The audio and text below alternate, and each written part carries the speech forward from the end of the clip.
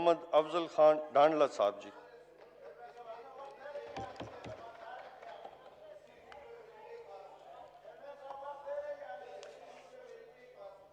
पटेल साहब तशरीफ रखे जी। डॉक्टर मोहम्मद अफजल खान ढांडला साहब। मैंने सबके लिए कहा है, कोई एक शख्स के लिए या एक पर्सन के लिए नहीं है। थैंक यू जी। जी जनाब डॉक्टर मोहम्मद अफजल खान ढांडला साहब। शुक्रिया जनाब स्पीकर। ये सोच कर के गम के खरीदार आ गए, ये सोच कर के गम के खरीदार आ गए, हम ख्वाब बेचने सरे बाजार आ गए, और आवाज दे के छुप गई हर बार जिंदगी, आवाज दे के छुप गई हर बार जिंदगी, हम ऐसे सादा लोह के हर बार गए, और अब दिल में हौसला न सकत बाजुओं में है, अब दिल में हौसला न सकत बाजुओं में है, अब के मुकाबले पे मेरे यार आ गए, और हम कज अदा चराग कि जब भी हवा चली, हम कज अदा चराग कि जब भी हवा चली, ताकों को छोड़कर सरे दीवार आ गए। शुक्रिया जनाब स्पीकर। सबसे पहले तो मैं बजट के बारे में ये कहूंगा कि इन हालात में इससे अच्छा बजट नहीं हो सकता। ये एक मजदूर दोस्त बजट था, ये एक किसान दोस्त बजट है, और ये एक इंसान दोस्त बजट है, बल्कि मैं ये कहूंगा कि ये पाकिस्तान दोस्त बजट है। तो मैं ऐसे अच्छे बजट पेश करने पे वजीर आजम और उनकी ऑनरेबल मेंबरान से गुजारिश है कि आप खराज तहसीन पेश करता हूं। अपनी बारी पे आप जवाब दे लें। और जी थैंक यू जनाब स्पीकर, मैं शुक्रगुजार हूं वजीर आजम पाकिस्तान का और वजीर आला पंजाब उस्मान बुज़दार साहब का कि उन्होंने बखर जैसे पसमानदा जिला को थल यूनिवर्सिटी बखर का तोहफा दिया है इस बजट में। MM रोड को दोरोया करने का, एक्सप्रेस वे बनाने का तोहफा दिया है, उसके लिए मैं शुक्रिया अदा करता हूं। ग्रेटर थल कैनाल के लिए पैसे रखे गए हैं, मैं उसके लिए शुक्रिया अदा करता हूं। और खास तौर पे वजीर आला पंजाब उस्मान बुज़दार में बखर में जाके बखर जैसे पसमानदा जिला को 10 अरब का पैकेज दिया है, मैं उसके लिए उनका शुक्रगुजार हूं।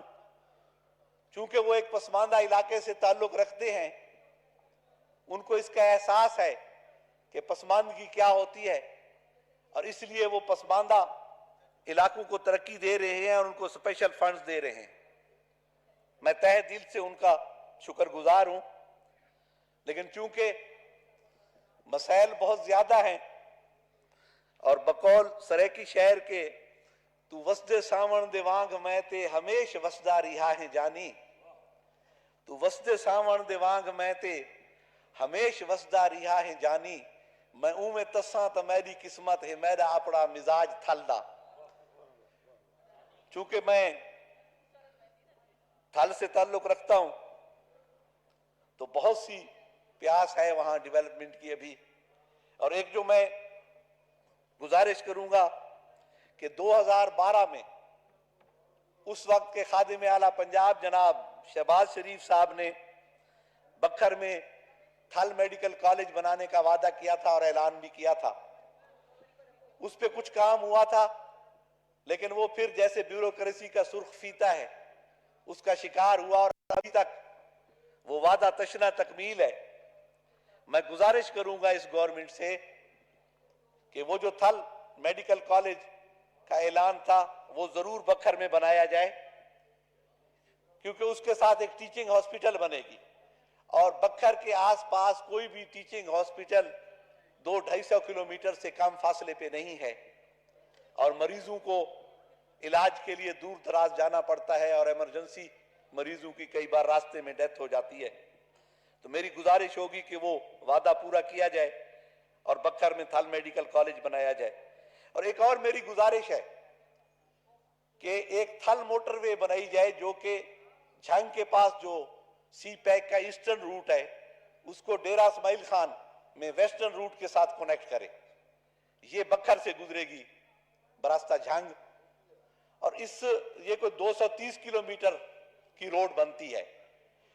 और ये रोड अगर आप कनेक्ट कर देते हैं तो एक तो यह है कि थल में से गुजरेगी, हमारे अजला को फायदा होगा, और तीसरा यह कि सेंट्रल पंजाब का जो गवादर तक जो फासला है वो 400 किलोमीटर कम हो जाएगा अगर आप यहां पे कनेक्ट कर दें तो ये बहुत जरूरी एक रोड है और इसको जरूर बनना चाहिए। और इसका एक थल मोटरवे का और एमएम रोड का संगम बनता है सराय मुहाजिर। वहां पे मेरी गुजारिश होगी कि वहां पे एक स्पेशल इकोनॉमिक जोन वहां बनाया जाए थल में, ताकि थल के लोगों को और जिला बखर के लोगों को मजदूरी के लिए इस्लामाबाद, कराची, लाहौर ना जाना पड़े। चलो कम से कम वहां उनको मजदूरी मिल जाएगी। थल की हमारी बहुत सी जमीनें बाहर के लोगों को अलाट की गई हैं, चलो एक कंपनसेशन मिल जाएगी थल के लोगों को कि वहां एक फ्री इकोनॉमिक जोन बन जाएगा, इंडस्ट्री लग जाएगी और उनको एक रोजगार का मौका मिलेगा वहां पे।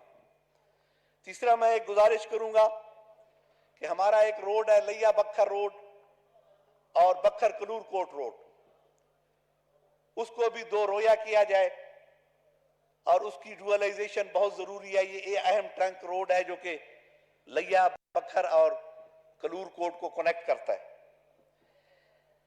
थल के अंदर मानी के मकाम पे एक कैमल रिसर्च फार्म है और वहां पे कोई 10,000 कनाल उस फार्म की जमीन है।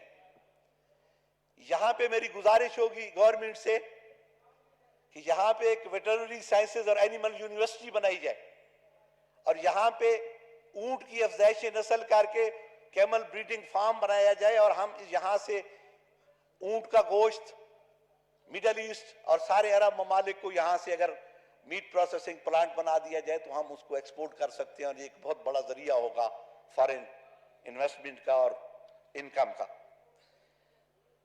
तीसरा मैं ये गुजारिश करूंगा कि थल के अंदर बहुत सी जमीनें बाहर के लोगों को अलाट की गई हैं।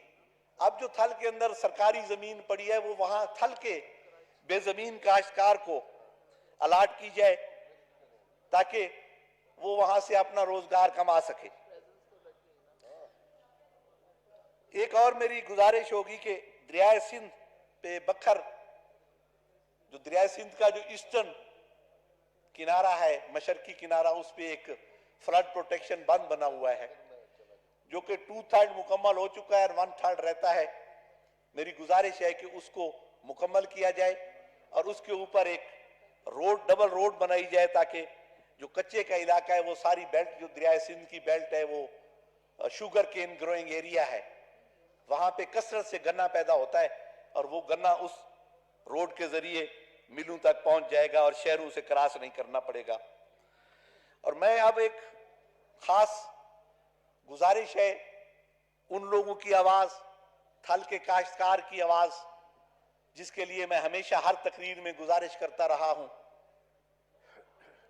और मैं उन लोगों से वोट लेके आया हूं और इन बेआवाज लोगों की आवाज उठाना मुझ पे फर्ज है कि जहां वो मौसम की तलखी बर्दाश्त करते हैं वहां वो हालात की तलखी का शिकार है।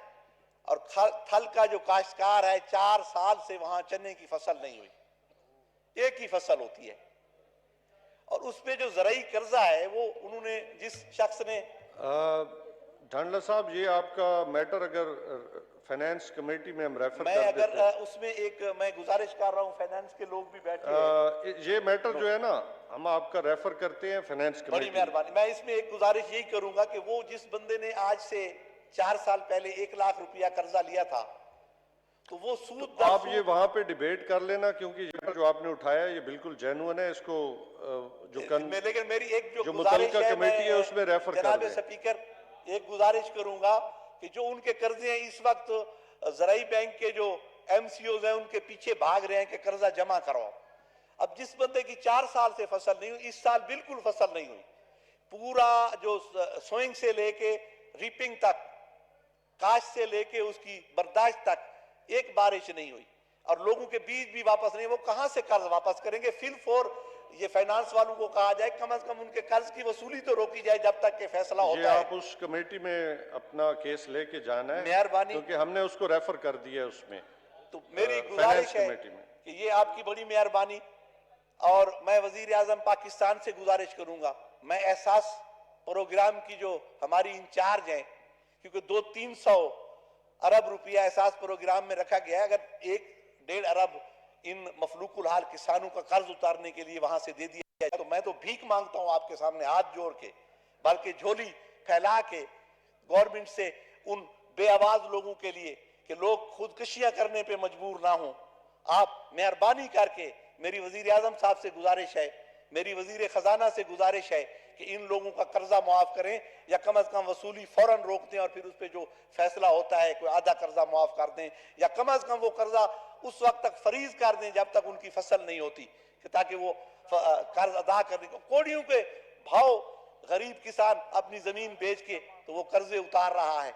तो खुदा के लिए इन मफलूकुल हाल किसानों का जो है वो ख्याल करें, और जहां इंडस्ट्रियलिस्ट के अरबों रुपए के कर्जे मुआफ हो सकते हैं, तो वहां एक किसान के, उस किसान के जिसकी 5 साल से फसल नहीं हुई, जनाब स्पीकर, अगर करोड़ों रुपए के कर्जे मुआफ कर दिए जाएंगे या लाखों रुपए के कर्जे मुआफ कर दिए जाएंगे, तो हुकूमत के खजाने में कोई कमी नहीं आई, बल्कि मैं कहता हूं कि उनकी दुआओं से, ये कोई 2400-2500 खानदान है, उनकी दुआओं से इस हुकूमत को मजीद तकवीयत मिलेगी, और जिस तरह अल्लाह ताला ने पहले ग्रोथ रेट बढ़ाया है और मजीद बढ़ाएगा। तो मेरी गुजारिश है कि इन किसानों के लिए जरूर मेहरबानी की जाए और उनका कर्ज माफ किया जाए। मैं आखिर में, शेर तो बहुत से थे कि पाँव के जख्म दिखाने की इजाजत दी जाए, पाँव के जख्म दिखाने की इजाजत दी जाए, वरना राहगीर को जाने की इजाजत दी जाए। पाँव के जख्म दिखाने की इजाजत दी जाए, वरना राहगीर को जाने की इजाजत दी जाए। और दोगलेपन का हुनर सीख लिया है मैंने, दोगलेपन का हुनर सीख लिया है मैंने, अब मुझे शहर में आने की इजाजत दी जाए। और आखिर में जनाब कि न वक्त को कह जंजीर पातिन, न कहे खुशबू को कैद कीता, न वक्त को कह जंजीर पातिन, न कहे खुशबू को कैद कीता, खिजां दे सिर ते लिखा है हिकनी, बहार आन के पहाज बणसी, और जेड़े दीवाना साकू सडेंदन उहे पैगंबर साकू मनेसन, जदा शराफत दी रस्म चलसी, जदा मोहब्बत रिवाज बनसी। बहुत बहुत शुक्रिया जनाब। जी जनाब मोहतरम मौलाना